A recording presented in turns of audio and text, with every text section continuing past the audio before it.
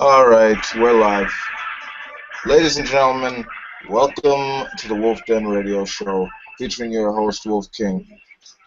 We have a panelist of others, but they're sort of late to the party. But right now, we have Chaz World Almighty with us. The other ones will be with us shortly, hopefully. Now, Chaz, you said you had like a case with like airports. Could you tell us about that right quick? Oh well, I've just been on my honeymoon, and we flew from London Stansted to a little airport called Roos, and then back again. And I always figured out why air travel is so stressful because I've seen these programs like we actually watched one while I was on my honeymoon because it was one of the few things we could get in the room in English, which was like Australian customs, just basically picking on everyone. And it was just like, I know why people are so stressed when they're in the airport. It's because of the constant stop-start. You get to the airport, you check your bag in, you then go through security, you then have to wait somewhere else. And then you get your gate number, you then go to your gate, you then wait until they open the gate, you go through the gate, you then wait until they open the doors to board you on the plane. They get on the plane, and then when you get to the other side, you land, you then wait, you next point, and then have to wait for a bit. You then get to the next point, you have to wait for a bit. It's like a constant series of anticlimaxes. And there's everybody else all trying to make the same journey you are, and all getting caught up in these false starts.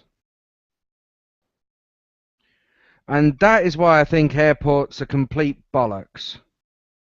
And to be honest, I think we should just invent trains that can go faster and just cover the entirety of Europe. So, and by the way, not to cut you off, but by the way, what is up, Foxhole?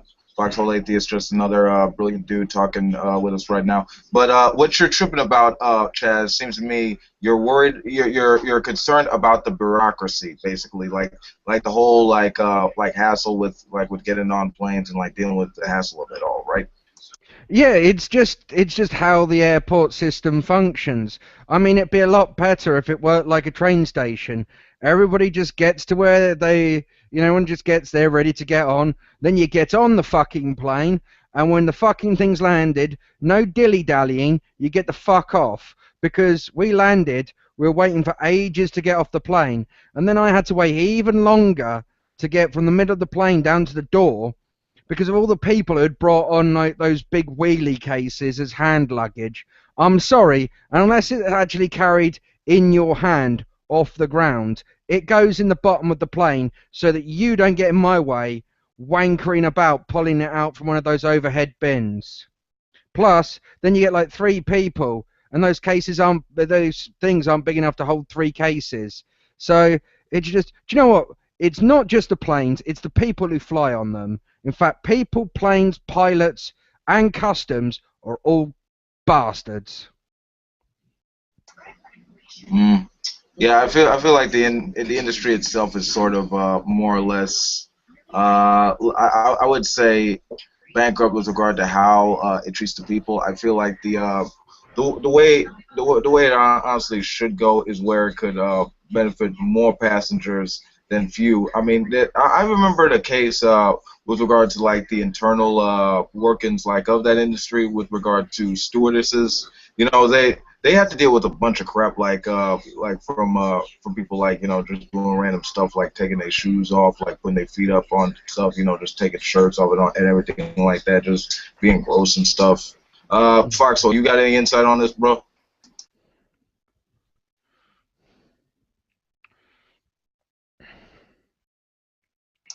Must have stepped away for a second.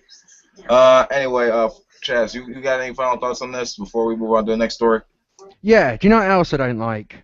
The silliness of like this hysteria of trying to stop terrorism by making me having to squirt a load of shampoo into a tiny little plastic bottle, no bigger than 1 milliliter, but you're allowed as many of them as you like. It's just nonsense. the whole idea is just lunacy. Considering as well that I checked my bags onto the plane with seemingly no trouble.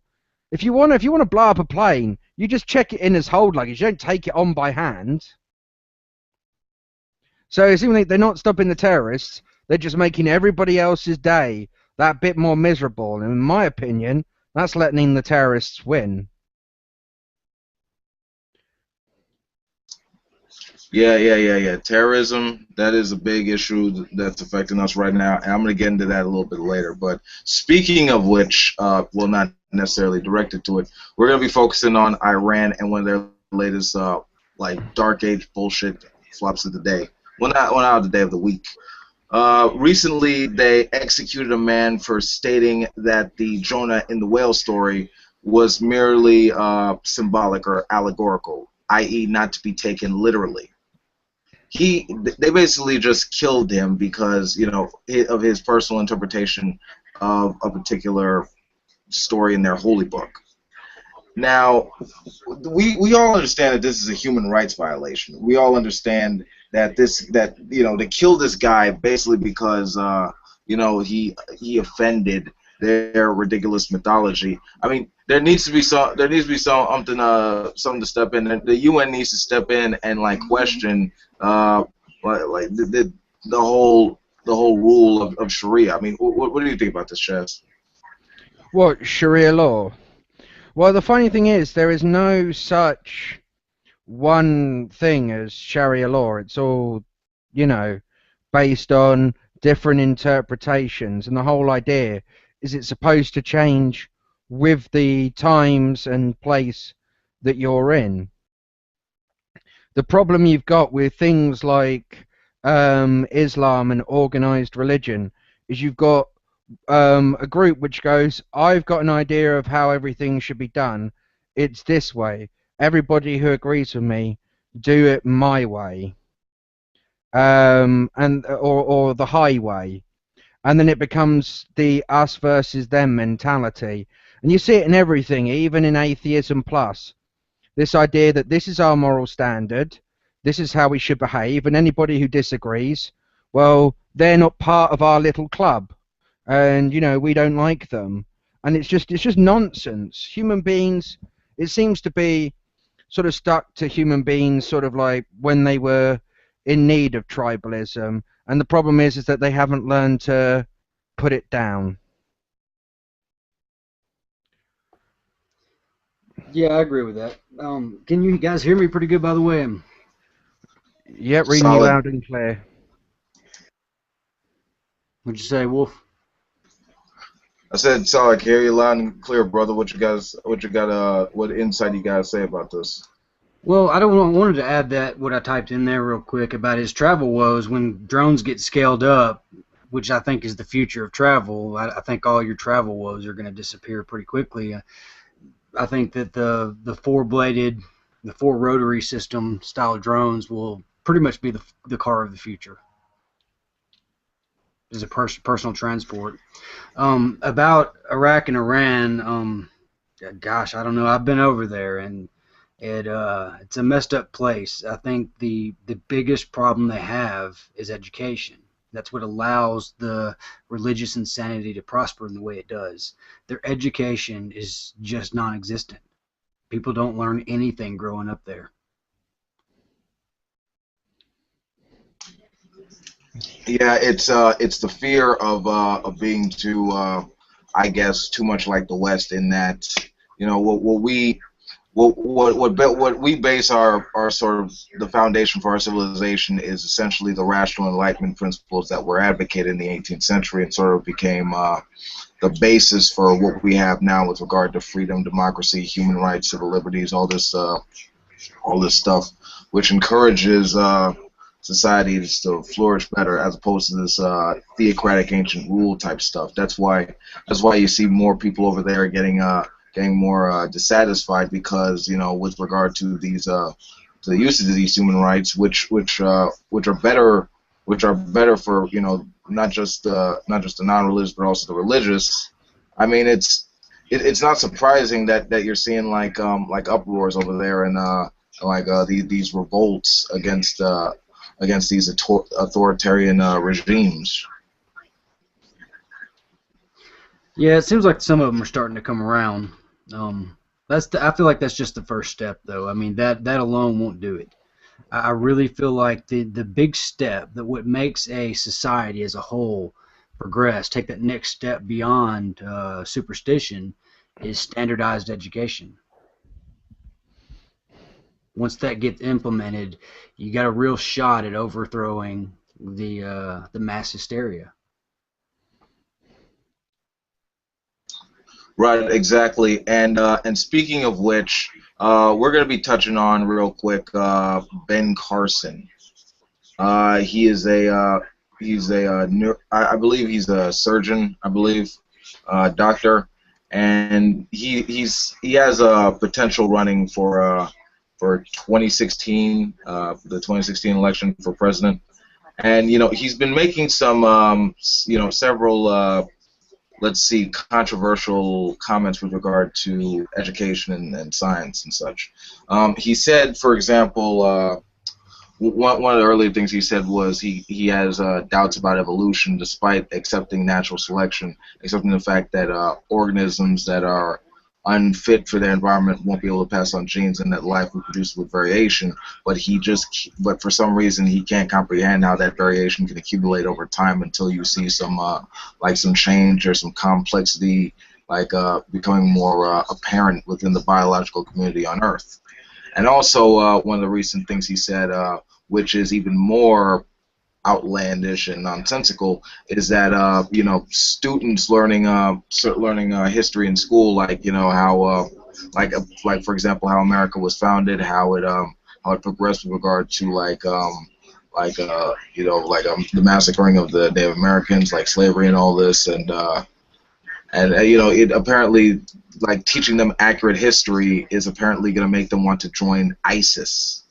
And in my view, this is a complete bull. I mean, for one, having students learn history, that's a good thing, because you could take that knowledge and you can build that on the empirical knowledge you already have, so you can make the society better for more people. I mean, that's the important thing about education. What you guys think? Well, I know a lot about British history. None of it's all that pretty, but I don't hate Britain because of it. I mean, is this guy just got shit for brains or something like that? Yeah, basically. I mean, it sounds like him. I mean, when you were talking about this guy, I thought he was a hope at first. When you're saying, oh yeah, he's a doctor and stuff, I was thinking, oh, okay, we might get somebody who's not a complete fucking idiot trying to run for president. Nope, another complete fucking idiot.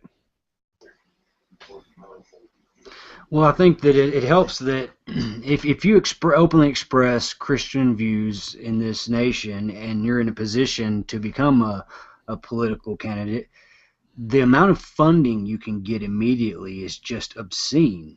I mean, this organization as a whole in America, Christianity, is probably the wealthiest organization in the world. We don't even know what they're worth. And they're literally just buying candidates, buying elections. Money's kind of ruined our democracy. Honestly, Yeah. I'm gonna let Chaz finish his point, but before that, I'm just gonna say this. I mean, really, just to respond to actually what you said, Chaz. Well, I mean, people are trained for specific things.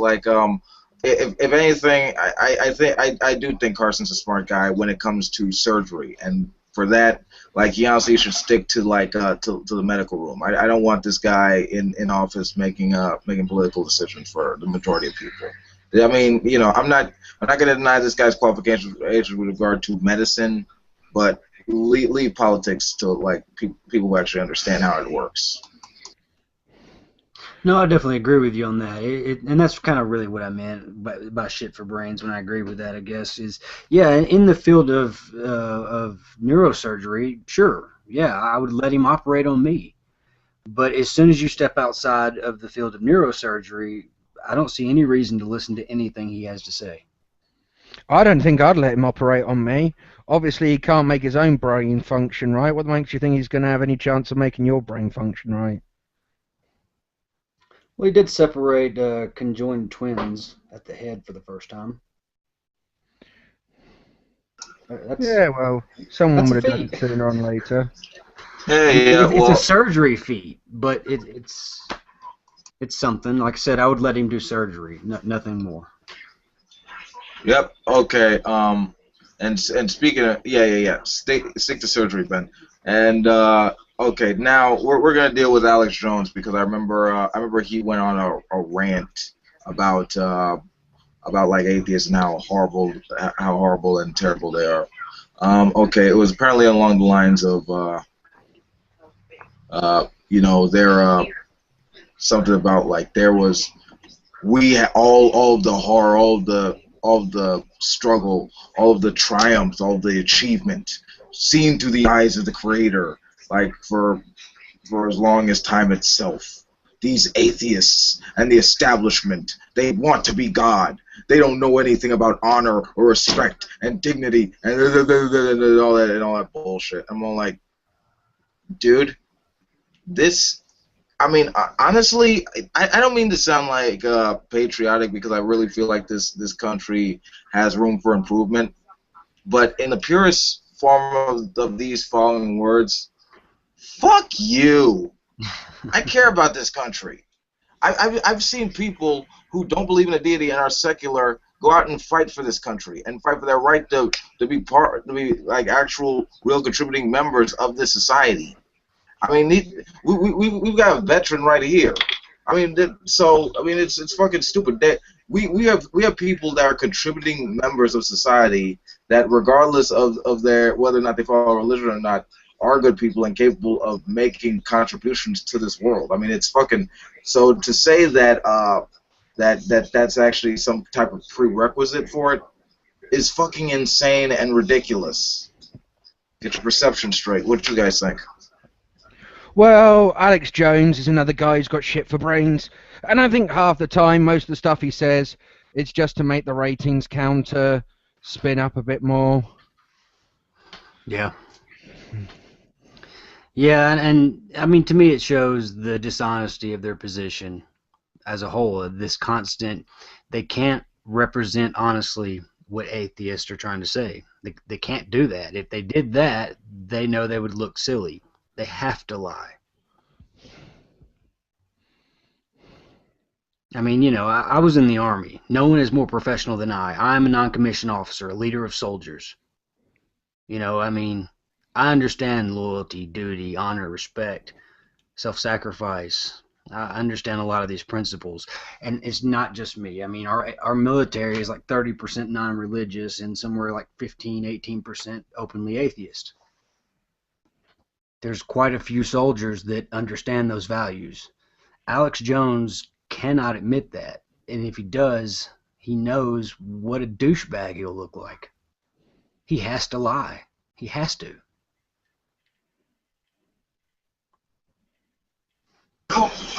Yeah, it's really just a matter of intellectual dishonesty. I mean, there are people in this country who don't believe in a God, who are non-religious, and do care about like where like the direction this country is going in.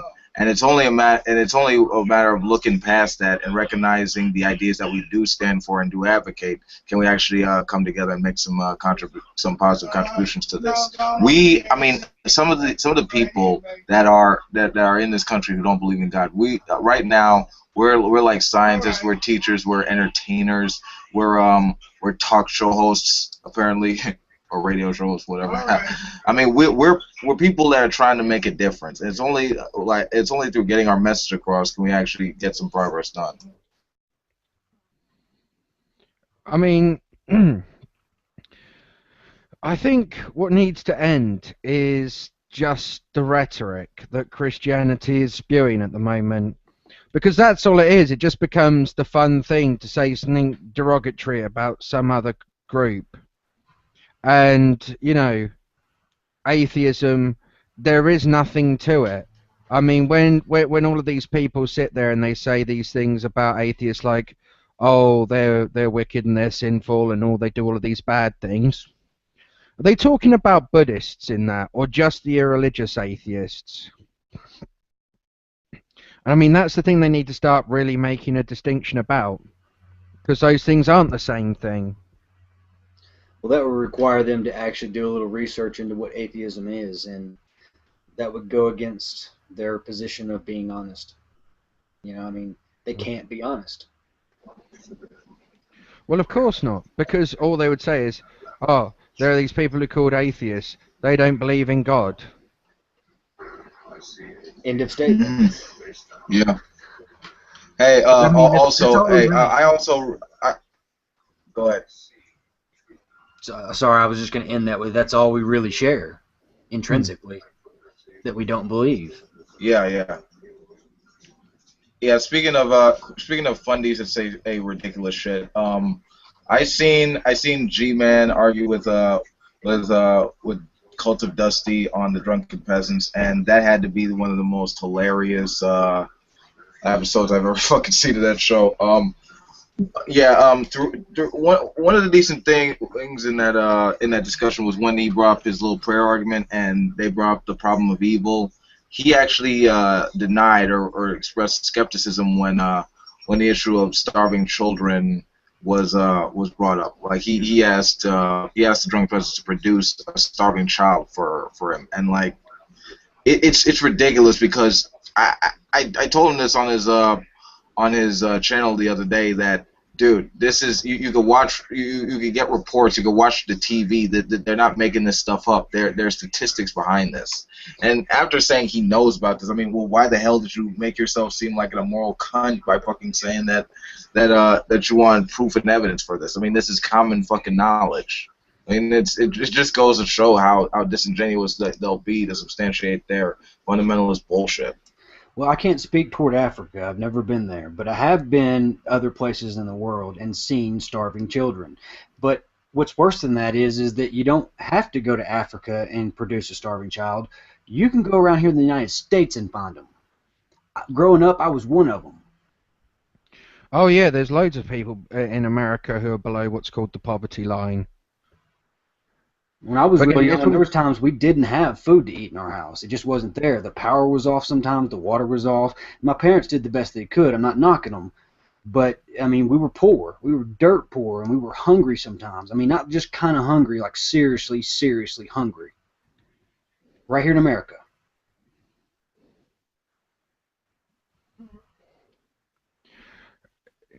Yeah, I think people like G-Man don't actually realize how privileged they are, how privileged their lives are.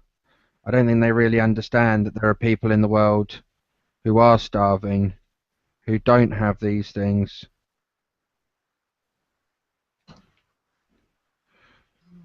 Who would never see an Xbox in their lives. Yep. I mean, it's really a matter of not having the essentials actually there for them to build themselves up, in order to like advance in terms of this developed country, because the problem is you have all the money that's being running through the economy going to the top at the cost of everything else. Like, you have to have a strong foundation at the basis in order for that society to do well. Once you invest in the working and middle classes in order to see some growth. That's what I'm talking about. You need to invest in research and education and all this, and also making healthcare more affordable for people, because that's always an issue too. Yeah. Oh yeah, they'll never do that. Affordable healthcare, well, that's a little bit too socialist for them. Yeah, and also let's get into this other story. Okay. Study shows free birth control cuts abortion rates down 75%. Why aren't the right wing actually catching on to this concept that if you give the person the freedom to basically be free in that sexual sense, that there would be like the need to choose in that situation goes down statistically and mathematically. Yeah, well, here's the things. what would they prefer? Condoms or abortion? Because the easier you make access to one, the less access you'll need to the other. Yeah. I mean, yeah, That's it the looks simple really fact. simple. It looks really upfront. Like you should just be able to look at this and your brain conform to the reality that is. But I, there is a psychological issue where I think religion causes people to basically partition their minds, and you have the religious mind and the real world mind, and things get filtered through the second part. And so once they filter through, I mean, you could get any imaginable outcome where they can just believe anything. They can believe that every one of these scientists are lying. They can convince themselves of that. I think it actually goes deeper than that because I remember this historian talking about like the origins of like that whole wasp like mindset in which sex is just icky, and you really shouldn't focus on it. The only time you should focus on it is when you're trying to fuck to have kids, and that's sort of the conundrum for them is that I mean it's carrying off to like into like that tradition. Like for me, sex isn't like it's not icky. It wasn't the case for it's not the case for my community, nor was the case for necessarily the tradition that it hailed from. So I mean, it's just like a means to an end, but and also work, but also like the point is, yeah, I remember Rick Santorum also mentioning this as well, in which it encourages sexual immorality, something independent of Christianity. It's not so much that you have to choose your battles pretty well because you can't say that birth control should be gone too, because that's only making the problem worse. You're not giving no one a sense of let's say flexibility. You can't tell someone what they can and can't do with their bodies at any level. That's the problem. You're hindering on human rights. All right. In this country, we have that concept of humanism in which people are free to give meaning and shape to their own lives. To try and impose that on Ownership anyone of self. is yeah. To do that would be authoritarian in nature and just not accepted. What you guys gotta say now? I think you've hit the nail on the head there. They do like their authoritarianism in America as well as Britain. It seems to be something very sort of it seems to be something very sort of stuck, like it's not going anywhere. Like they just want to sit there and you know have this authoritarianism play out. That actually brings up an interesting question. I want to ask you, Chaz. I've heard some people suggest that I can't remember where I heard this. I'm sorry, but I've heard Right. some reputable sources suggest that it may actually be a good thing for America to embrace a national religion the way that Britain has, because then everyone would mostly just ignore it. Do you think? Yeah, I've heard a couple of people say this. I mean, one thing I've always said about it is Britain doesn't have a secular government, but we have a very secular society.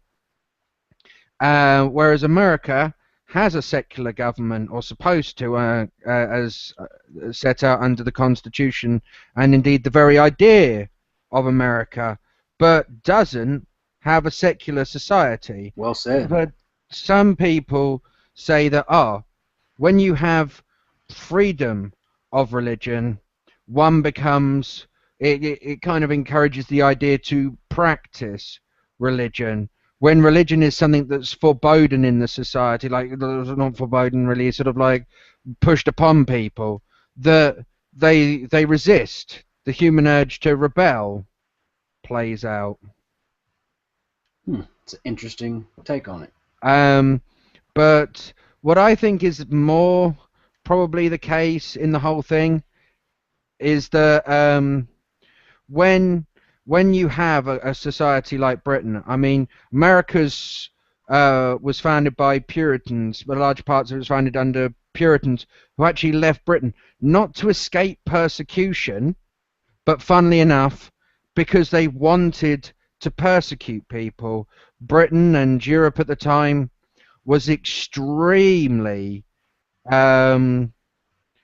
sort of secular to a degree of that people had the right to practice whatever religion that they wanted. There was Catholicism, there was Protestantism, and what it was is there was a section of people they wanted to have Christianity done their way, and then anybody who stepped out of line, felt the whack, a bit like the Amish community. If you do something that the Amish community doesn't like, you get shunned. People won't actually talk to you. Your family will just pretend you don't exist. Yeah. And yeah, and I think that mindset kind of came over almost like a genetic trait to America with those people. And I think the kind of like the loudness and the pomposity of it is what makes it stay so well in the order of things.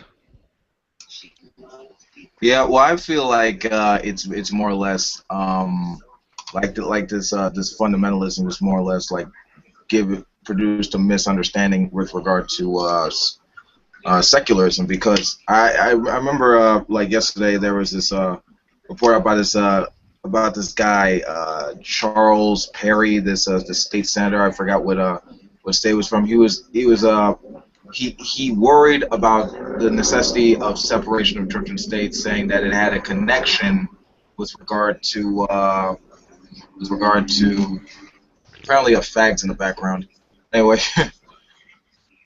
he was worried about separation of church and state because he felt it had a connection to Nazism, and apparently Nazism is apparently like the result of secularism, and that's complete bullshit, because that was produced through a result of economic decline, a fear of communism, and Germany losing. It was really economic instability and over rampant nationalism. That's what's caused that, Yeah. and also What's a little touch of positive Christianity with that. But that's not what secularism is about, and it's really about maintaining equality between the religious and non-religious. Go on, Chess. I was going to say, when there's economic downturn, nationalism actually gets a huge step up. You look at the moment, since the 2008 economic downturn, Britain's seen a huge rise in support for these heavily nationalists, very authoritarian, pretty much the same sort of position on the political scale as Adolf Hitler type parties like UKIP and all of these, and the BNP. They're all gaining more support because in times of economic downturn, they offer you an excuse. They offer you somebody else to blame. It's kind of like the same way that self-help books work. Nothing's wrong with you. It's just everybody else that needs to change. Oh, don't worry, white people. It's not your fault. This is all of the brown people's fault. Or this is all of these people's fault. Oh, why is America going through such a downturn at the moment? Well, the Native Americans aren't paying any tax. So, it's all their fault. If they were paying tax on all of that gambling and cigarettes, it would sort the economic crisis out. That's what happens. And that's exactly what Nazism did in the Weimar Republic. They were paying off huge, exorbitant amounts of debts caused by Germany losing the First World War and having to pay back damages to a load of countries. And people were earning millions and millions and millions in their jobs, but then a loaf of bread was costing thousands of pounds because of the exorbitantly high tax that was upon it in order to help pay off this debt. And, Hitler came in at a time when this was going on and said, you know what? It's all the Jews' fault. And, it became a thing that everybody could get behind. UKIP becomes very popular because, it's not your fault. It's the EU. It's immigration.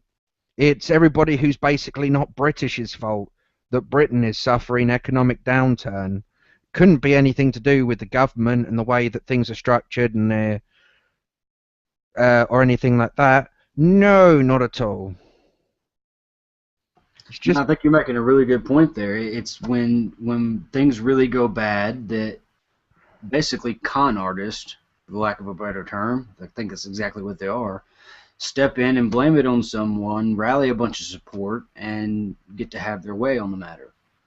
It's basically that simple. And we've seen it happen a bunch of times in history. But I mean, in a nutshell, yeah, that's what Hitler did.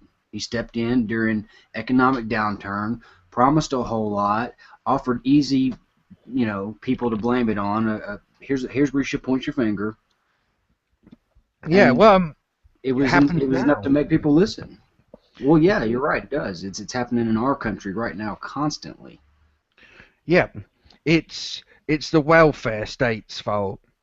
You know, it must be that fault. Even though everybody who has any sense of how an economy works understands that when you have a welfare state, money goes in the hands of poor people, and with money in the hands of poor people, well, things can get better. You can have economic growth because more people with money means, more More people total able to buy, spending. yeah, more people able to buy bread, more people able to buy food. What doesn't help is when you've got your government who cost a ridiculously large amount of money to keep going, trying to blame all of these people for it. It's like, no, how about, just as an idea, you guys don't blame this. How about your government stops taking so much money? No more easy going taxpayer funded job. They actually have to get off their arse and do something for that money. That might be an idea. No I think more.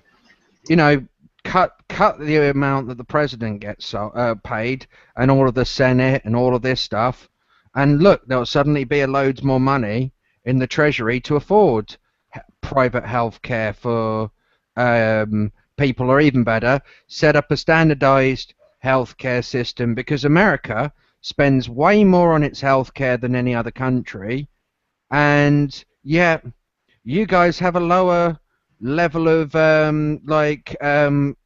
life expectancy. You're like 5 to 10 years below some second world countries, and even some of the sort of like the higher up third world countries that have a socialist healthcare system. Yeah, it's really not that great. I mean, Obamacare was a step in the right direction, but I mean, I look at things like, you look at Canada's healthcare system, right? They're widely cited as having the best national healthcare in the world. Why can't other places just take that document and everywhere it says Canada, put some whiteout on it and put your country's name in? I know, right? I mean, I know that sounds stupidly simple. No, son. See, that there is called communism. That there what started the Nazis, giving them Well, that the funny promise thing of is, health care and all that. I want to say this Why about you gotta get up off your ass and make sure you got that you got that good, you gotta pay for that shit. But I mean, it's really bullshit, honestly. That's the first thing I think of when I think of like the worst repressive governments. At least they made sure their people were healthy. Yeah. That's why in North Korea, people have a lesser life expectancy than what we have in America. Yeah. There's I want to say this about the economy. I've been thinking about this for a minute. There's this really great video called what is it called? The Silly Reason We Went to the Moon, or something like that. It's a video mostly of clips of Neil deGrasse Tyson, and he makes this really excellent point where he sets out and says, look, the bailout we just did, whatever it was, $100 million, I don't know, that sum of money is larger than the entire 50-year running budget of NASA. That one payout we did was larger than everything we've ever spent at NASA. The money, he summarizes his arguments for going to space and doing more of this with saying this, and I thought it was fantastic.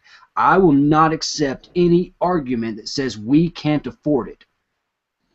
I mean, and he's right. It's bullshit. If you really look, I was a service member, and I can tell you, I've seen Connexes full of SingGuard radios. It's just big ass Connexes. It's got 3,000 or 4,000 radios in there. There's multiple Connexes like that. They're all over the place in the Army.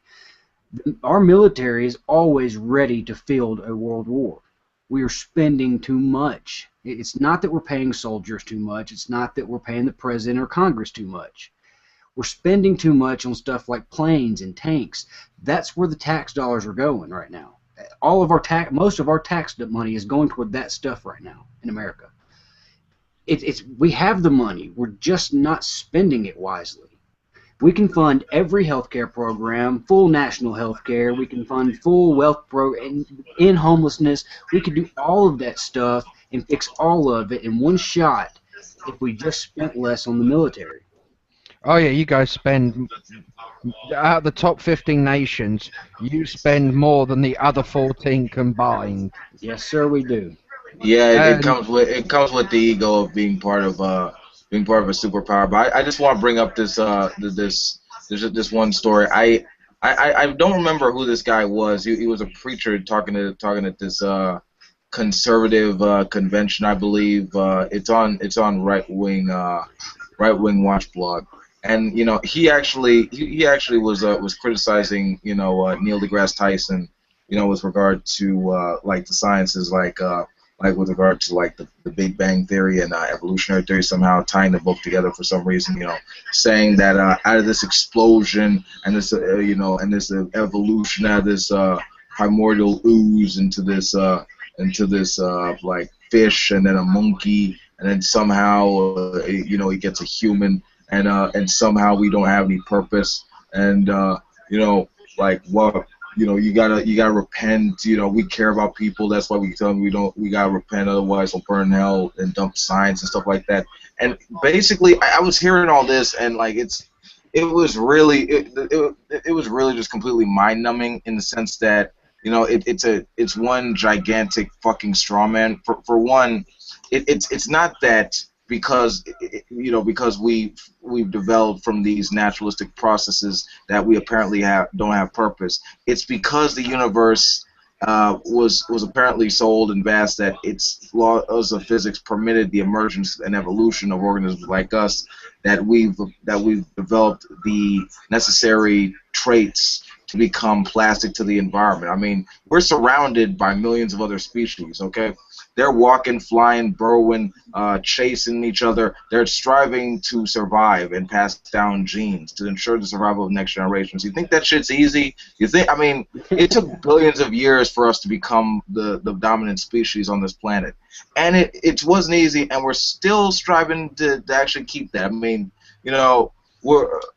surviving that is important. Self-propagation of species. I mean, fighting Ebola, making sure that we don't cook ourselves alive through this climate change bullshit. I mean, these are important issues that we as a species are striving to do. I mean, if that's not purpose, I don't know what the fuck is. So we are the universe. We are the universe contemplating itself. That's purpose. I mean, to me, I don't even see a bigger purpose there could be. Exactly. Chaz, what do you think? In my heart of hearts, I have to say that not only are we the universe contemplating itself, but we are also so much more than that. We are literally a whole nother creature. We are, just as you said, burrowing away and trying to survive. But in some way, we got too good at it. We went through a harsh time, and we had to learn to adapt to be able to survive. And that meant not only being able to adapt to suit our environment, but to adapt our environment to suit us. And somewhere along the way, we then lost all the pressures of survival of the fittest. And we then managed to build up, much better technologies. And again, needed less survival of the fittest, needed less of the stuff that helps our species continue to have a purpose, instead of having to run around and fish for our food and pull it out the river and chase it down and beat it with sticks. Now what do? We just go on the internet, find a Chinese restaurant nearby, pay with our card. We don't even have to get out of our chairs unless to open the front door. And that type of life is going to breed a sort of like a moment where things are boring.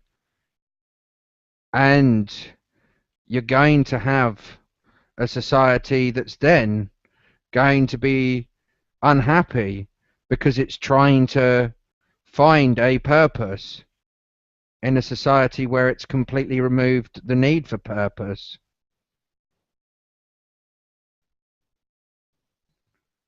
I think I understand your point. Honestly, I don't agree with you. I think we do have purposes. We absolutely have purposes, and I mean, my life has the purpose that I give it. Yeah, and that purpose still, I mean, it's still what's the word I'm looking for? Encompasses survival.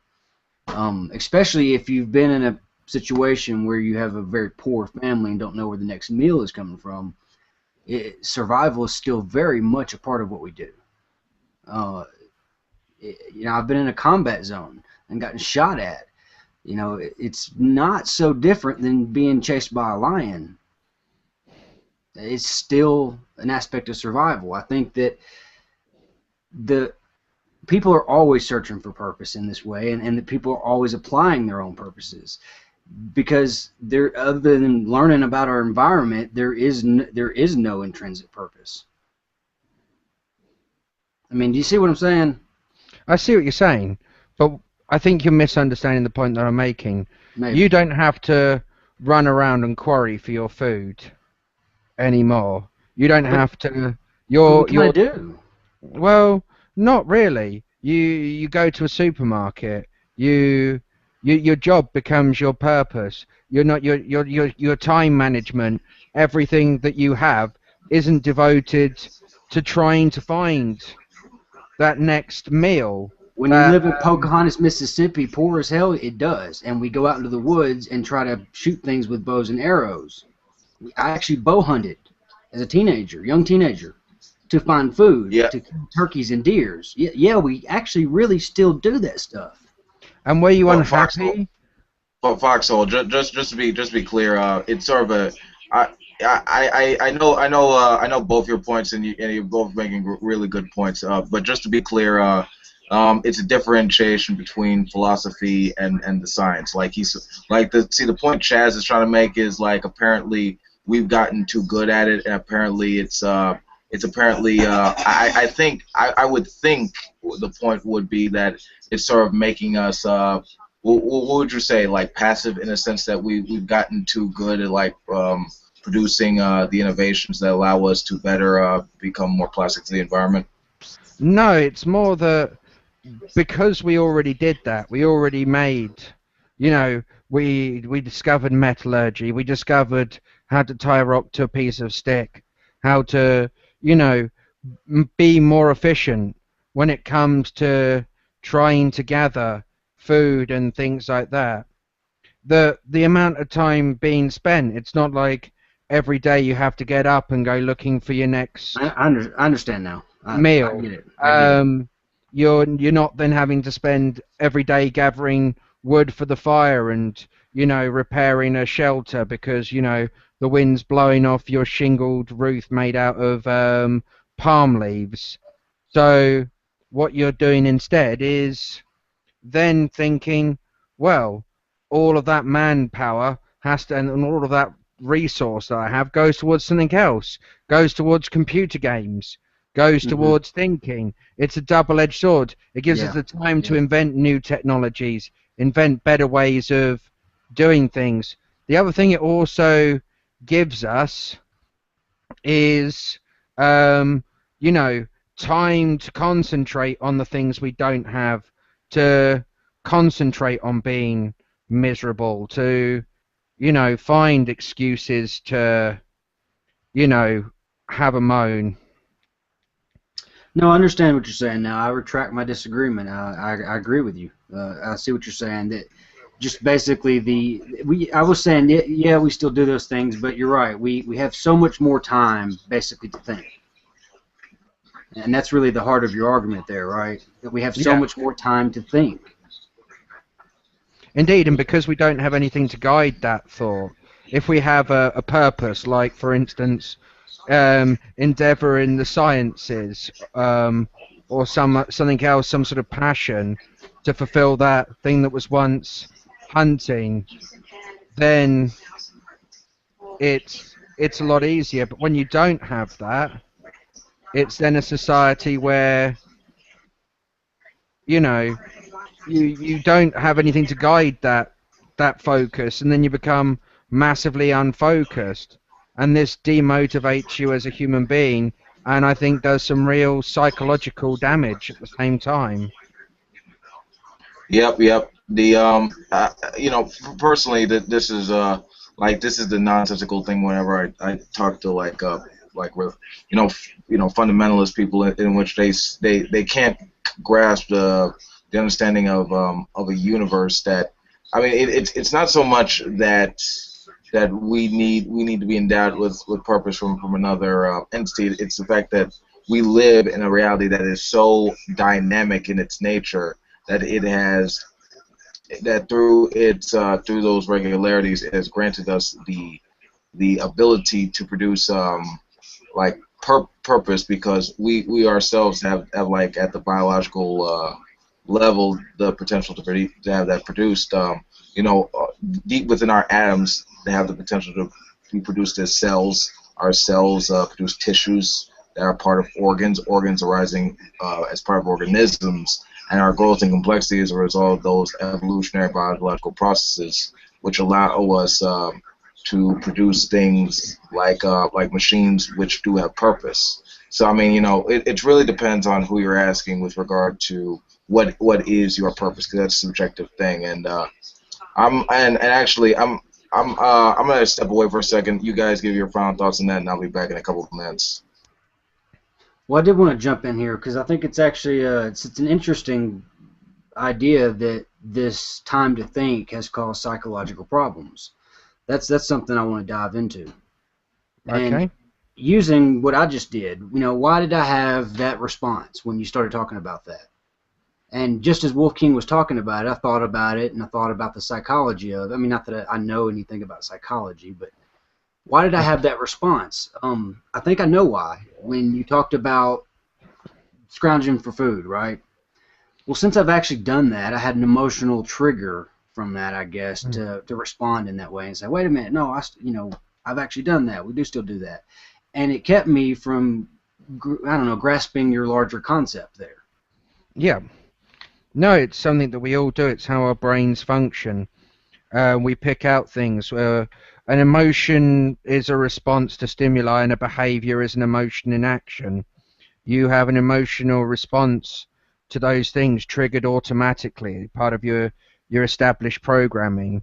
And I think because we've got so much time to build up a lot of this programming, I think it causes a lot of what I'm going to call sort of micro dissonances, micro cognitive dissonances, conflicts with inside your brain. And I think it causes us to focus on certain aspects which are irrelevant because we've got nothing to have value. If you look at the Maslow's hierarchy of needs, the further up the table is when you get to things like morality and all of that. But there's things like food, water, shelter, fire, which are all important to your survival. Without oxygen, you're dead in 3 minutes. without fire and shelter, proper thermoregulation, you're dead in 3 hours. Without water, you're dead in 3 days, and without food, you're dead in 3 weeks. We know that these things are necessary. They're given validation by the fact that without them, we know we'll die. And it's certainly that the food and water and things like that, I think, run a little deeper, because generally I feel like I'm a reasonable person and I'm not immune to such responses, but I can typically avoid them. And yet food is where I just made that mistake. Mm. And Exactly. I actually feel good about myself that I pretty quickly picked up and went, okay, wait a minute, I think I'm wrong here. But I do think it was possibly... a reaction to food, a basic element of survival. Yeah, and I think it's because the way our brains work, we love things to be validated. We love something to sit outside of us and say, yes, what you believe is correct. So we know without food, water, or being the correct temperature, we will die. These things are very, very strong urges. We know if we don't have sex, our species as a whole will die. Yeah. So these things we have a very real, kind of almost like written on a cricket bat, smack in the face type reality check. Those things are important. But when you can get water out the tap and you can just go to the fridge and you can get yourself a cheeseburger and microwave it, you can eat for a few dollars enough calories to last you a whole day, whereas people are lucky to scavenge that out of a bin in a week, or manage to find that around. They spend so much more time on those things that they don't spend time on the bits higher up the Maslow's hierarchy of needs, which aren't life-threatening. Some sort of designated morality doesn't affect us, doesn't hurt us, won't kill us. Trying to designate something as a morality and stringently enforced it has shown throughout history to kill a lot of people, whether it's some sort of arbitrary Christian morality or whether it's some sort of social morality. We can sit there and get hung up on things like, you're not allowed to sit in the corners in Call of Duty. You're not allowed to use that shotgun. You're not going to do that. You're going to shut your face. When we start making up that sort of morality, these things cannot be said. When we start focusing all our times, this is when a lot of upset and hurt comes, not just from the people who are saying it, but from the people they're saying it to. Before you get too far away, I want to ask you what you think of this. You said this just a minute ago about people liking to have this set of morality, and when you're in this situation where more time is spent searching for food than not, there's a different balance. Well, you didn't say balance, but I'm putting it that way. That there's kind of a balance there, right? Yeah. Time balance. And so the further toward one end of the scale you go, we'll say to the left is I spend most of my time searching for food and trying to survive, and to the right is a modern society like we have where we spend most of our time thinking and playing on the internet. The left side of that balance, I think it may be a lot easier for those people to embrace religion, something that's already simple, it's already written down, and they can just say, hey, we all, it's like click and agree, because you don't have time to think about it too much. Yeah, I'm back. Go find your next meal.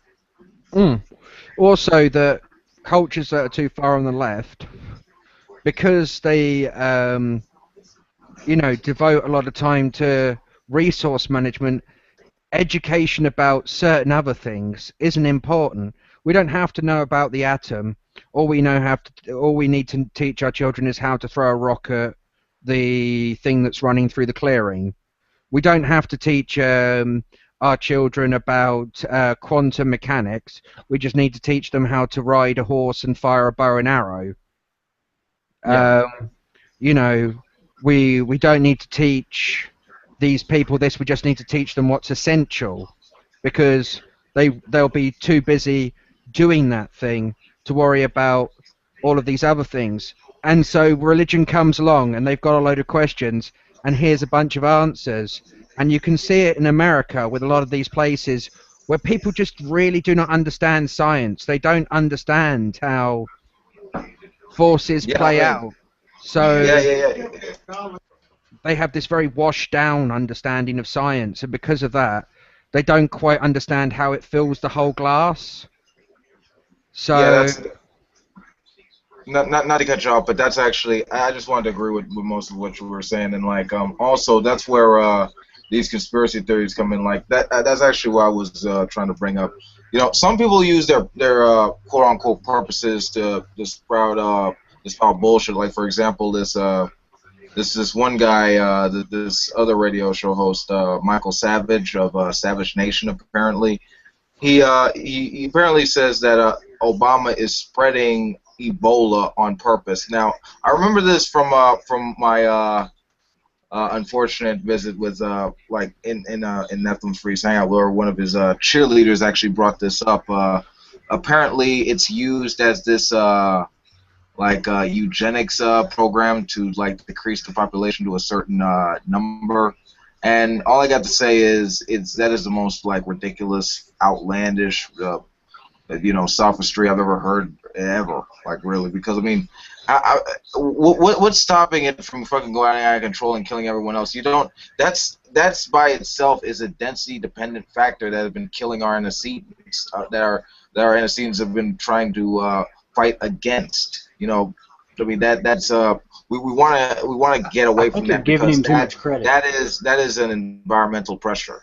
I think you're giving him too much credit. I don't think he thinks it's going to just kill off those people. I think he thinks it's going to come over here and kill off masses and drive people to religion. I think that's Uh, how he's looking at it. I don't know. That's what it sounds like. I mean, I remember a preacher when the Ebola outbreak first became apparent in America. Apparently, you know, he was spouting off some bullshit about how okay through God's punishment of sending Ebola here, you guys better like change your wicked ways and stuff like that. And it's like that is fucking negative as hell. I mean, you're not gonna get anyone converting to your religion because you're just the way you're making your God sound. You're making him sound like a complete asshole who doesn't apparently care about making society better. You idiot. I mean, wouldn't you want to believe in a deity that actually, I don't know, cares about the country and wants the American people to be better off? I mean, yeah. if it's in that false dichotomy, I'd rather live in an open secular nation than a bullshit theocracy. Well, do you know what makes me laugh with that whole thing you've just said there? It seems to me that God, that Obama wants to depopulate the Earth, and the way he's going to do that is by giving people Ebola, which is kind of like going to be cutting off your nose to spite your face, because it's not long before that will then swim back towards people that you know. Because we all know that there's the woman, she likes to go and have her, or the daughter who's mad at her parents, goes off to have a bit of rough, and or there's going to be the rich guy who's sleeping with some who's got latent gay tendencies, and so he's sleeping with some rent boy. Um, these things will then get to your people soon enough. So it's a lunacy way. Surely you'd find some other way of killing people off that you could control a lot better. There is no control in letting Ebola run rampant. That's like trying to say you're going to make everybody millionaires by starting up the national lottery.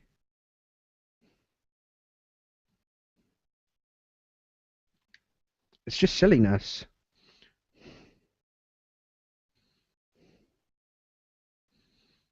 But conspiracy theories, I do think, function and permeate the same way religions do, and for the same reasons. They offer very short and sweet explanations. Sorry, I had to step away for just a second there, and I missed a little bit of what was just said.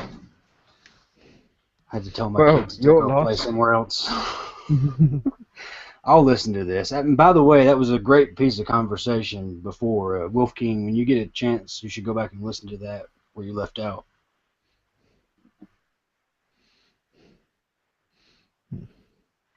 I don't know why everybody likes to hate Obama so much. Yeah, he's not the greatest president, and I mean, there's reasons to be mad at him, both as if you're a supporter or indeed, from the other side of the political spectrum. But I mean, some of the reasons people bring out are just utterly lunacy, and it's just like, why? Why use that stick to beat him? It's like Yeah. having a stick of hardwood to beat somebody with, and then using a piece of, like foam. Well, it just, to me, I've had a lot of conversations with my family about Obama. I got a lot of Republican, strong fundamentalist family, and that's what I was raised in. But the stuff they think about Obama is all stuff that you can pretty easily show to be demonstrably false. I mean, just outright demonstrably false. And you gotta, they'll criticize him. This is the one I really get upset with. They'll criticize him for taking vacation, right now during this period. When he's taking less, a quarter of what Bush has taken at the same point in his presidency. But Bush took that when 9/11 was happening. He was taking all those days off. Well, do you know what Right I find after that. Bush was checked out long before he went on holiday. I mean, did anybody notice a difference when he wasn't in? No. Nobody even knew he was gone. Hmm. When he was the president, I didn't know he was taking that much. He basically took over a year off. I forget what it is. It's like 480 something days of vacation during his 8 years.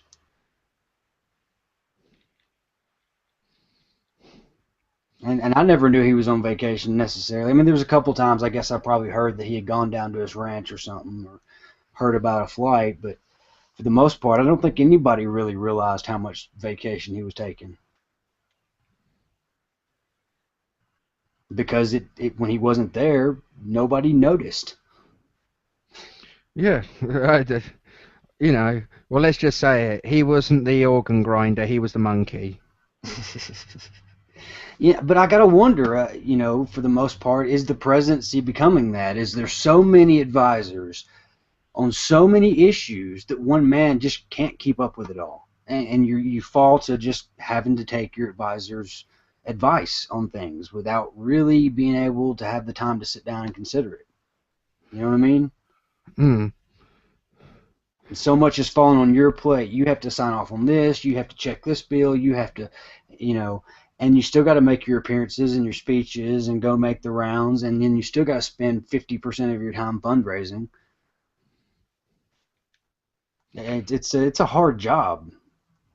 No doubt about that. But I wonder how much the president really controls. I mean, Obama's doing a lot. It seems like he's trying to write a lot of stuff, and he's putting in what appears to me like the most effort since, I don't know, Clinton.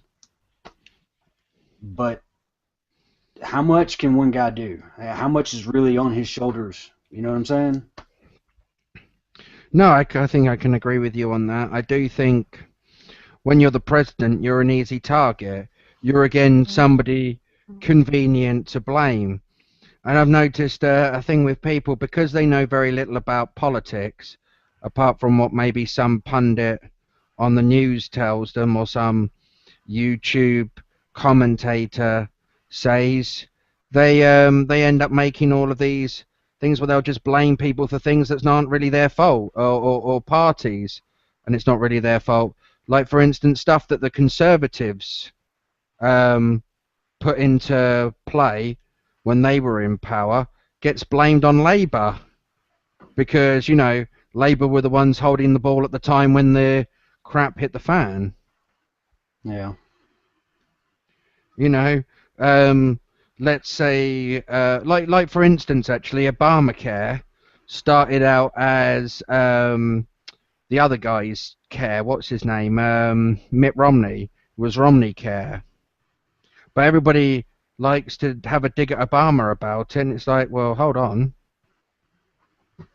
He didn't. What is called Obamacare wasn't actually his idea. It was Romney's idea from the get-go, and the Republicans basically wouldn't allow Obama to do the care the way he wanted it done, and so he had to settle for doing a weaker version of it. Yeah. If it had gone full swing from what was, I guess, I don't know if it was the original proposal, but the really good one I heard, I don't know how many went through, but it was definitely better. There were better coverages, it was more encompassing, I felt like. But like you said, no, we get this weaker version of it, and it's still a step better than what we had before. I mean, for everyone, the truth is, no, it's not. It's not better for everyone, but it's better for the vast majority. And so, yeah, you're going to hear some real stories where people go, hey, look, all of a sudden I'm having to pay a little more, or I'm not covered for something I was before. Those things are real. Those are happening to people.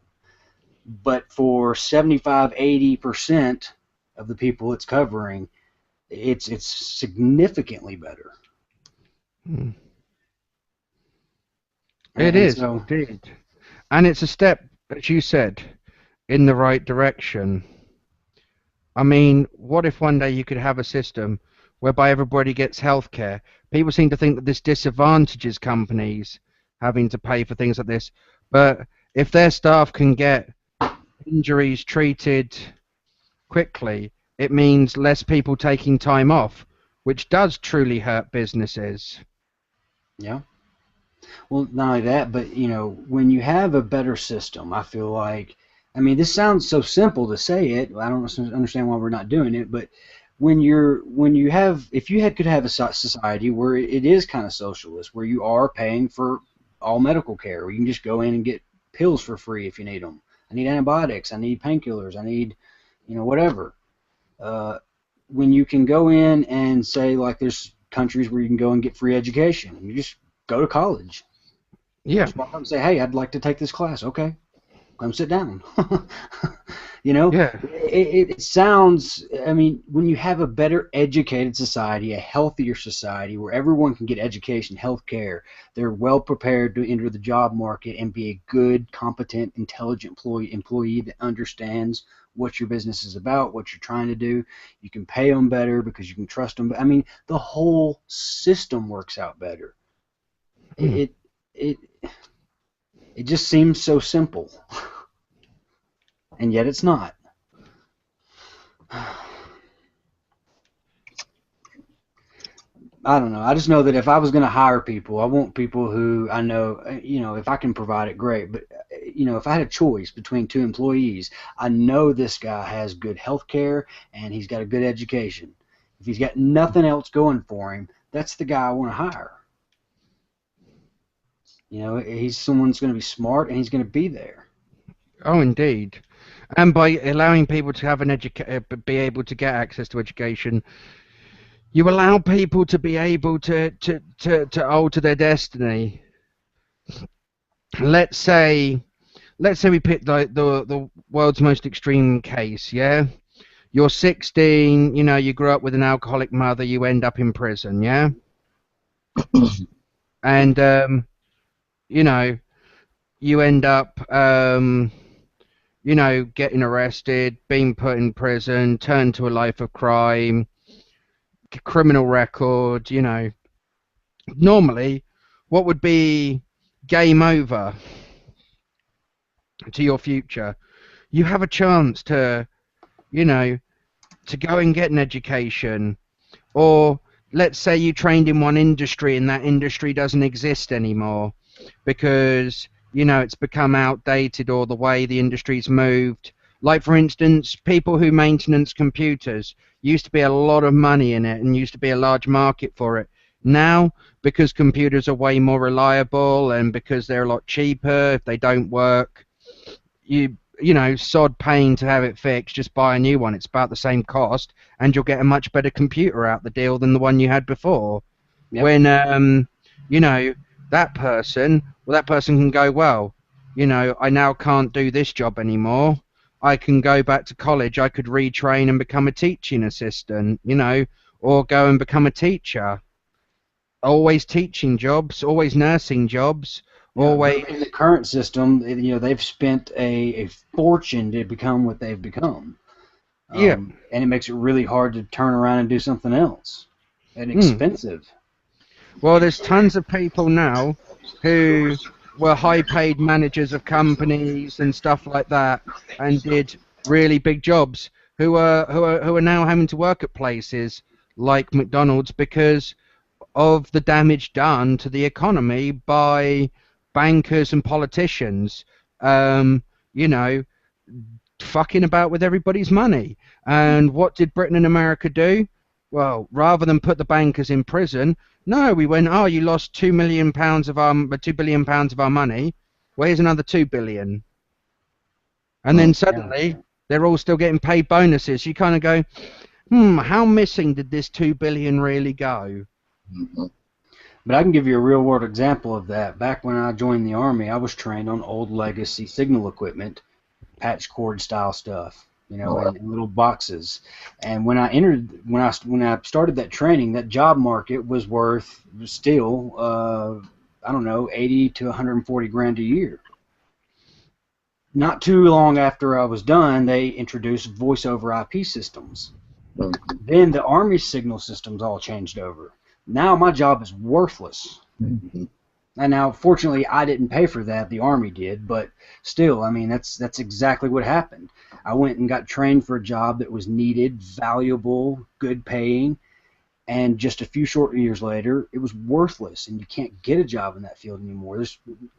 All the patch cord systems are gone. There's a few hospitals that still have them as backups. That's it. Cool talk. Hey, what's up, Xbox?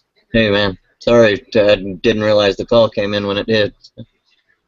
Oh no, it's kind of it was kind of I originally had a plan for 12:30, but it kind of got impromptu. But this is good as it goes. Let's see. New story. Giant hairball removed from girl's stomach.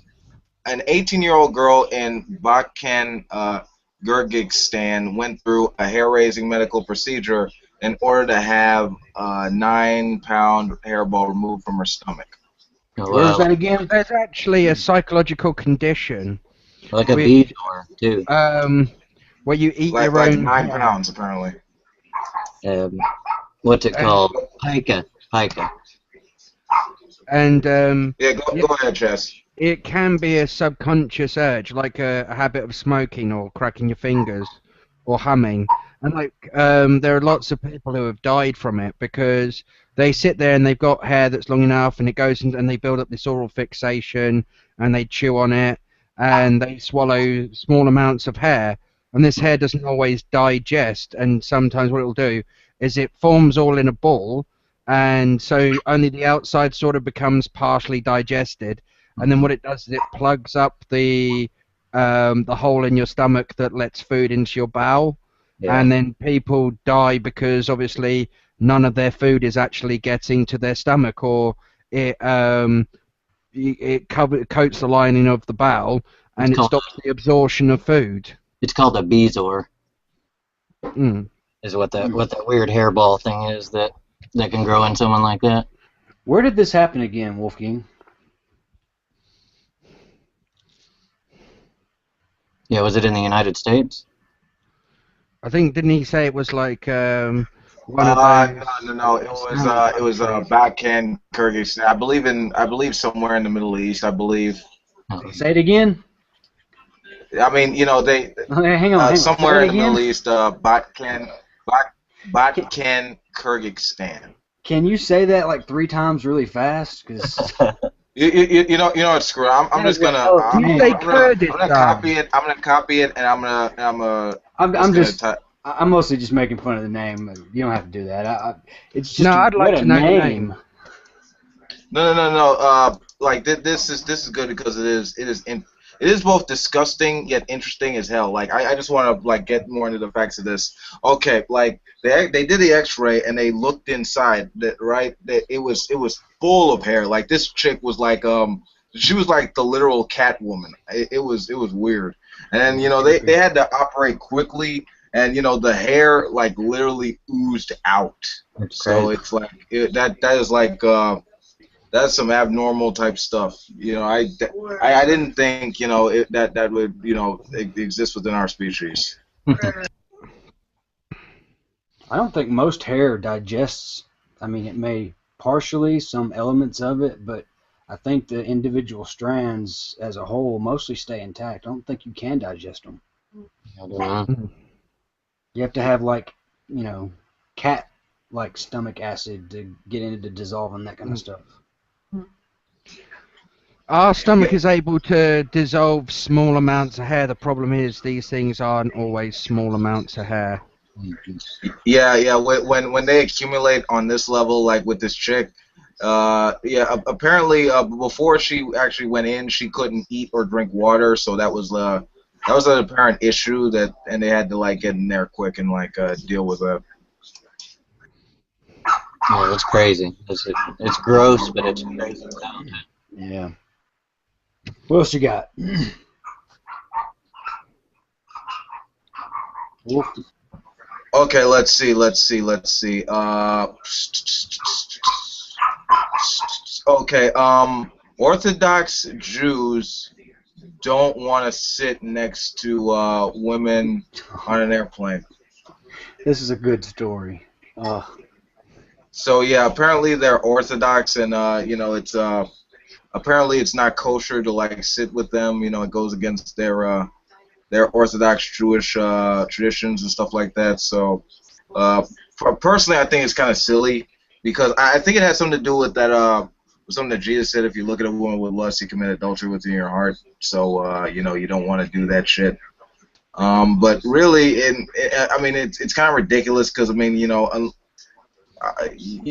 could be like attracted to a person, but just because you have that general attractiveness, it doesn't entail any impure bad thoughts or anything like that. I mean, it's sort of a leap, just to think in that way. It just demonstrates that whole sexually repressive nature that comes along with religion. But what do you guys think? That makes me want to put my Sergeant B hat on and yell at them. Because they're fucking stupid. Look, if you can't sit where you can see a woman, charter a private fucking flight or shut your fucking mouth. Mm. Yeah, no, I agree with you on that one. And does the plane or any of that stuff go against their orthodoxy or any of that? I mean, no, the plane. Go ahead, Chess. I was going to say they're flying. God didn't intend them to do that. Yeah, that's what I'm asking. Like, what their biggest problem was the woman sitting in the chair next to them? That's just not kosher. They can't do that unless like they have like a curtain next to them. I don't think they wanted to be able to see them. It wasn't even. Some of them may have been next to a woman, and I'm sure that was a problem. But I think it was bigger than that. They didn't even want to be able to see females. Yeah. Yeah, that's just why I'm sure they have excuses for why a plane's okay and why. How did they make it through? Sorry. No, man, go ahead. How did they make it through the airport and stuff? I mean, how did you get to the airport? Didn't you ride in a car? I mean, do you black out the window? I mean, what? How do these people live? Well, they can control the media, so they can they can do anything except like they basically take place in like the best shows and like they control everything. They knew 9/11, but somehow they can't stand it when a lady sits next to them for some reason. Yeah, but even at that, someone would have to be screening the media. Someone would have to be sinning to screen the media to keep the women out of it. Oh, you think that you say job. that? There is actually somebody who does that in Iraq. That is actually like somebody's job. Like in some of these in these countries where they have like laws against seeing naked ladies and stuff like that, there are actually people who sit there and have to like when they get newspapers from other countries, sit there and doodle out the naked ladies. Wow. I wonder how you apply for that job, or if you're just forced into it. And what is your punishments for having seen all this? I mean, do they just beat these people every day? Well, it's okay because they've been told that they can do it by the rulers. And are the current rulers more influential than, I don't know, the Prophet Muhammad? Well, Did yeah, they get all that? because Oh, okay, Prophet yeah, of Muhammad's not course. around, is he? Yeah, he's not talking to them. I've heard that used. They're brought up to follow whatever the rulers say, and they're told that the rulers know what Muhammad wants, or want whoever wants. Ah. They're channeling the Prophet Muhammad, huh? Yeah, wouldn't you like to see Muhammad on To Catch a Predator? Just have a seat.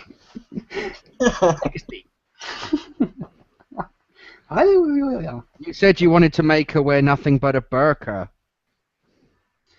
He's like, I don't remember that. Let me pull up your chats here. You wanted to burqa her burqa. Yeah, that's some of that stuff is so crazy, man. When I was in Iraq, there was went to the big city over there. What's it called? Al Yasalim, and they got this huge built-up city. It's well defended. Mostly commercialism rules, and so it's pretty safe. For the most part, girls can walk around and wear whatever they want to. It's one of the, oases of reason over there. And they have this huge 5-story mall, though. And when you go in, you can see up to the top, and there's this, there's like a big ring around it where you can see all the floors. But the top has a black curtain that goes all the way around it. And there's armed guards with AKs at the top of the stairwells.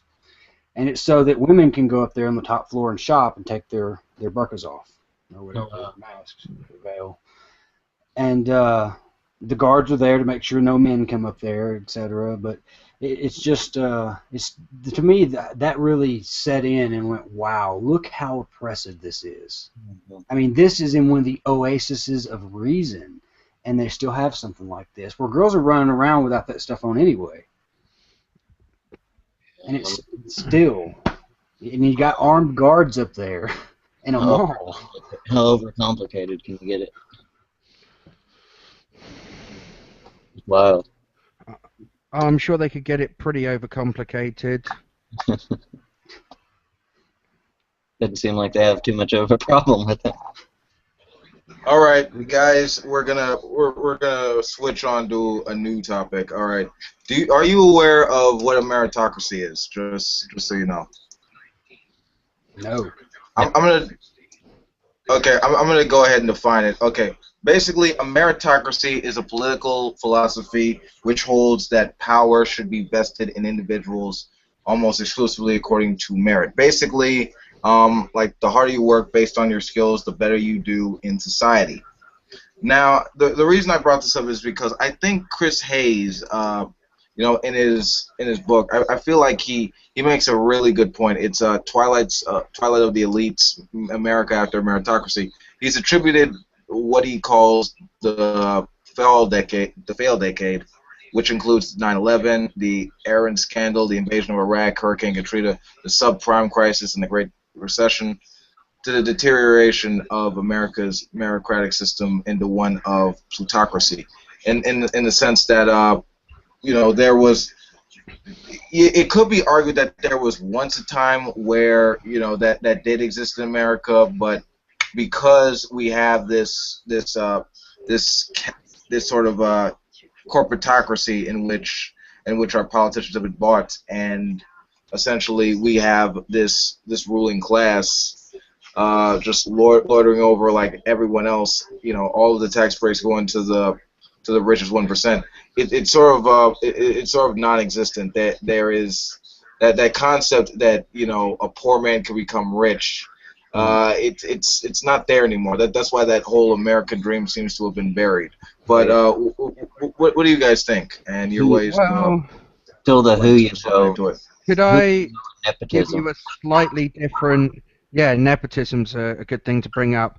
Yeah, meritocracy is best way to define it is that the people get positions based on their merit. So the idea is that if you apply for a job and you're the most qualified, you by design get that job. The reverse of that is nepotism, where you get it because of who you know, not what you know. And the problem is that meritocracy lasts for a long time because people like to help out their own, whether it be some sort of race own or friend own or class own. Like, for instance, let's say I got a bunch of money and I started a business and it starts becoming successful. Like, for instance, I do a t-shirt store on Spreadshirt, yeah? Let's say I start selling t-shirts like hotcakes. Everybody loves my designs, yeah? And running the site gets so much that I need some help. Now, I could go out and interview a bunch of people and even, like, you know, maybe pay some money to headhunters to go and speak to, you know, people already in the industry and try and get them over to work for me. Or I can just turn around and go, hey, Nick, you know, I need you to do this job for me, you know. And so Xbox gets the job not because he's the most qualified, but because he's qualified as my friend. That seems to happen way more often than the merits. Yeah, and then Nick like triples the profit, so we need to hire 3 more people. And so he's like, well, I've got these 2 friends right here, you know. And so it's not about, you know, and the businesses, when they, you know, they don't want to spend money on recruiting, you know, recommend a friend, you know. Well, it can go even further than that, because say that, you know, you're buying your ink or whatever to print your t-shirts from this company. And then you find out, well, your brother-in-law has a company that makes that same product. Yeah. For sure. You buy it from him, right? And the other thing that kind of goes along with nepotism is the idea of synergy. I don't know if you guys know what this is. You might explain it out there. It's kind of like the business equivalent of one hand washes the other, quid pro quo. But it kind of works in the fact that, like, for instance, you know, I own an airline, and I have a news thing. Yeah, I pay to I start up a news broadcaster called Box, and there's a story about airline safety. Well, we'll just quash that because that will affect my business. And so it's basically businesses doing stuff for mutual benefit of the companies. Well, McDonald's will buy exclusively Heinz ketchup, and in return, Heinz will offer some sort of exclusivity or some sort of special deal to McDonald's. And it creates a market where there isn't freedom, there isn't competition. It's just it's another form of nepotism. Yeah, still not. How do you get around that? Problem is you can't, without making up laws telling people that they're not allowed to do it. Yeah, regulate the crap out of things. So yeah, micromanage whatever. Yeah, and then when you do that, you also affect the people down below. You make a policy which is only meant to affect the rich. Eventually, the poor will become rich enough that it affects them, and I'll give you a piece of law called inheritance tax. Now, that was originally made to get money out of the aristocracies when we were trying to dissolve them, when the sort of like the nouveau riche political class took over, being the most powerful. And what happened eventually, the amount of money that they were inheriting and house prices risen, that now, you know, somebody who's working class has to pay inheritance tax. Yeah. And that actually just happened to my neighbors. His father passed away, and they did leave him some stuff, but they ended up having to cut a huge chunk of it off. Yeah, it wasn't even all that much. Yeah, a lot of people lose all of it because of that, or nearly all of it of the inheritance because of it. And you know, there's back doors around it. There's certain things you can do in order to All avoid but inheritance clocks. tax. Technical difficulties. All right, I'm Like back. Welcome. house switching. That's another one. You Mhm. switch houses. You make it a your house is less valuable than say your parents' house, and so what they do is they sell you their house for your house, Mhm. and then they end up then selling that house down the line before they then move into a home. Mhm. And so, you know, People that's how transfer it be. businesses around like that too for $1 kind of thing, or you Mm. sell your house for $1, or like the CEO will only get paid $1 in payments just to get around those kind of the Yeah. taxes and stuff, even though he has all kinds of other stock shares and everything else. Oh, and Just on bonuses and commissions. hmm Yeah. Or what they'll do is another good one is charity. Like companies will set up charities because it's an easy way of making money or, well, not paying tax. I make up a charity. Let's call it Penis Envy. Yeah. A charity to help men with penis envy. Yeah. Right.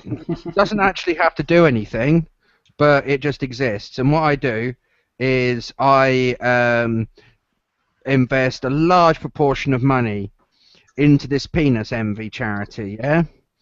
And as a consultant or something like that, I draw a salary from it, and in that way I can avoid paying any tax. Yeah, no taxes on a non-profit like that Yep. when even on your paycheck kind of thing. Yep. Yeah. Let me ask you this before we move on. What do you think of the other side of this? I've heard arguments, for extreme like capitalism and monopoly, where just hypothetical, when you get a company like Microsoft takes over most of the market and starts being able to mass provide really good computers better than what we would have done if lots of small companies were competing, right? What do you think of that concept? I don't think it's the case. Yes, Microsoft has given great innovation and deserves the money that it's gotten, It tripled the Well, profits on a Think of it PC. further It down the made road before you. I just want to address this before you get answer the differently. Take Microsoft. I'm just using Microsoft as an example, but a company like Microsoft that went even further, almost into the future where this is the only company that makes these anymore hmm because they just make it better than everybody else, and so nobody can compete. But because there's no competition, they have the freedom to, I don't know, explore and do all these things without someone taking cut of their profits. That kind of concept, going really extreme with it.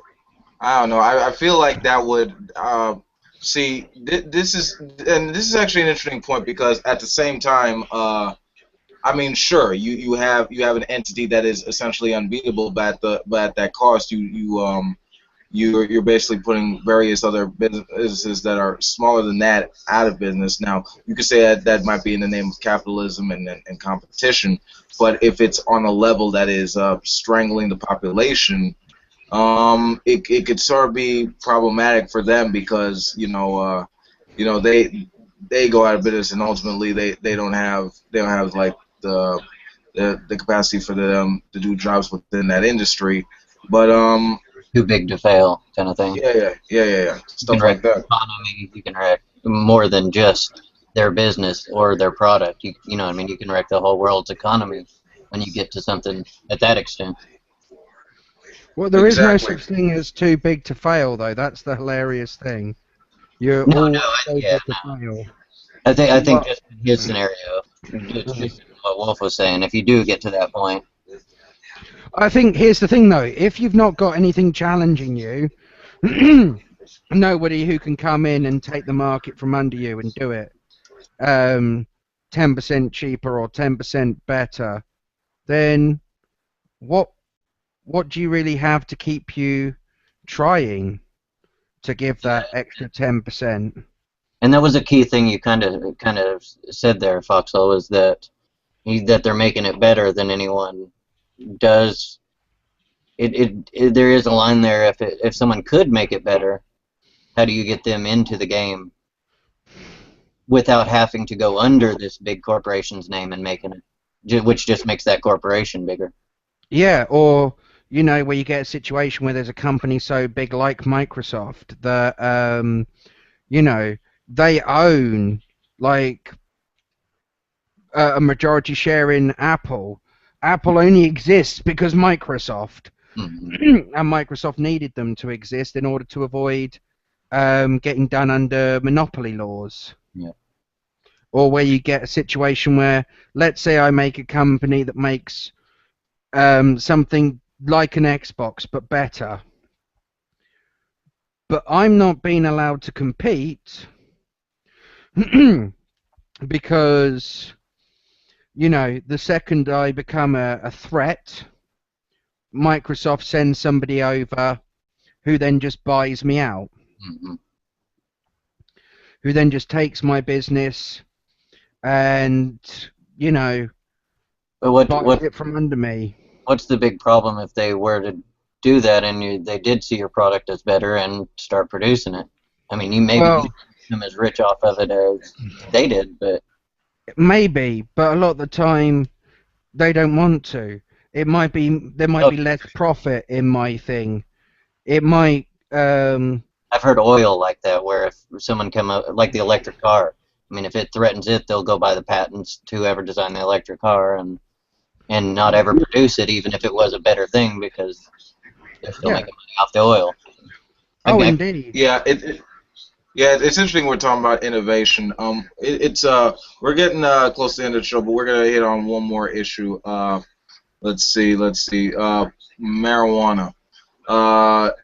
If there was a recent study which showed that if it was legal in all 50 states, it would just mean $3 billion more for the economy and having more jobs. I mean, and actually edibles, they're getting really popular. Like wheat pizza sauce is getting good. Is that actually a thing? Is that Wheat number pizza tied directly sauce. to just the taxes, or is it to every other job that would be created from legalizing it too? I mean, it would just be well. I mean, that would be the tax revenue for as a result of making it legal. It would just be be better for our economy. I mean, I think it'd be more than $3 billion. Yeah, it could be way more profitable. There would be all the money that wouldn't have to be spent on prosecutions and policing of Lots less prisoners. cannabis. Yep. Yeah. You would have obviously job creation, and then jobs will be up, crimes will be down, and this stuff will be taxed at the point of sale, and cops could be focusing on harder drugs like heroin and stuff like that, and meth. And then people like myself would have the freedom to move about the country. Right. I'm a disabled veteran, 60% disabled, and I'm in constant 24-hour-a-day pain. It never stops, it never ceases, it never goes away, every waking moment of my life. And so either I'm only 32, either I take pills the rest of my life, which are going to absolutely destroy my body, or I use pot. Mm-hmm. And I mean, to me, that's a no-brainer. That's not even a choice, right? I mean, that alleviates pain and it allows me to function. And not only that, but I mean, think of the government could produce it and sell it as part of, say, here the NHS, and then on top of that, we've got the bonus of if it does really lower down someone's risk of cancer, it would lower down the number of cancer treatments needed annually. If there's less cancer treatments needed annually, there's less. And those resources could be focused in better places. The cancer research can be in the places it needs to be. I think understand a lot of people this could as well. smoke pot, they wouldn't smoke cigarettes. Mm-hmm. I wouldn't necessarily agree with that. Well, not as a blanket statement. To a lesser degree, because like THC is, and well, I could be going off personal experience, but I don't really give a fuck. THC is just better and more potent than nicotine. With nicotine, it just evens you out. To be honest with you. So it could be you wouldn't you would care less about cigarettes. I think that, like I said, not as a blanket statement. I don't think this would necessarily happen in droves and droves. But yes, I think a lot of people would just not smoke cigarettes. And not only that, but in future generations as coming up, when pot is legal and cigarettes are there both, I think you'll have less people start smoking. I see the reason why I don't agree is because there are lots of people. I mean, especially in the UK, we smoke it with tobacco. Almost nobody in America does that. Nerds. Really, I mean, it's just a cultural difference. Almost nobody in America mixes tobacco and pot. The closest you get is where people roll blunts. Well, and I think too they've done a good campaign against smoking here. Like the younger generation doesn't have such a problem that like my generation does. And if they did start with say pot instead of a cigarette, I think that would fall, at least in America. Then the cigarette numbers would fall even further. Do you know what I kind of think though? What's the matter with smoking or drinking or doing drugs? I mean, fuck it. I mean, obviously anything done to excess is going to kill you. Drinking too much water will kill you. Right. Not drinking enough will kill you too. So I mean, how about if I want to drink 10 tons of water, I drink 10 tons of water. If it kills me, well, it's my own fault. The only person who has a right to decide how your life plays out is you. The only person who can force you to do something with your life and your body is you. People can't force you. Like, for instance, no one's been able to force, like, terminally ill cancer patients to stop from killing themselves. Mm-hmm. They still do it. Yeah, exactly. Like, I mean, that's the whole point behind this stuff. Now I can understand when people talk about like the importance of like public health and stuff like that, and making sure you take care of yourself and like not be like getting too addicted to things like this and getting the reports out there, making sure people are informed. I get all that, and they have their right to speak their minds about this. However, at the same time, you cannot say that this stuff should be totally flat out legal, like drinking and smoking and stuff like that. Why? Because that goes against the rational enlightenment principles that our region is founded upon. Therefore, while we're going to inform you with the empirical knowledge, we're not going to take that away from you, because that would be fucking fascist as hell.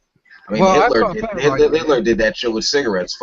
We tried to do that shit with alcohol, but that shit didn't last long either. Mm-hmm. So I mean, like, the same thing applies to marijuana.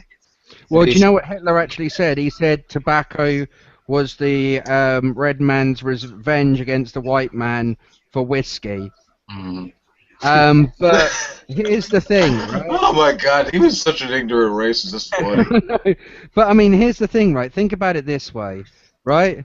If I want to smoke a bunch of tobacco, yeah, which and I do smoke. In fact, I've rolled a cigarette right now. If I want to smoke fags, knowing full well that they've got stuff in them which is going to cut my life short, why not let me do it? Why not make a bunch of tax money so that I'll pay a shitload of money that can help the NHS and I'll die before I cost it much? How's about that? How about if I want to put enough cocaine up my hooter to make Sigmund Freud jealous, how about I get to do that? I'll die of a drug overdose, I'll pay lots in tax money and won't cost the government a pretty penny. How about that? If I want to shoot up heroin, let me go nuts. Do you know, like 100 years ago, all of that shit was legal. Oh yeah. You could send out packages of heroin and cannabis and all sorts of things, and it was totally legal. In fact, do you know the song "Come On Eileen"? Mm-hmm. Come on, Eileen. Yeah. Oh, yeah, that song. The band Dexy's Midnight Runners, their name is actually a reference to drugs. Dexy is short for Dexedrine, which is dexamphetamine. It's speed. It was an over-the-counter medicine that used to be sold. Yep. And people used to take it. It seems drugs are totally fine until they start getting a bit too fun. The second you have fun on them, That's when they're naughty. The drug war put a big stamp on that of approval kind of thing too. But before that, it wasn't the highest kind of priority that it is now.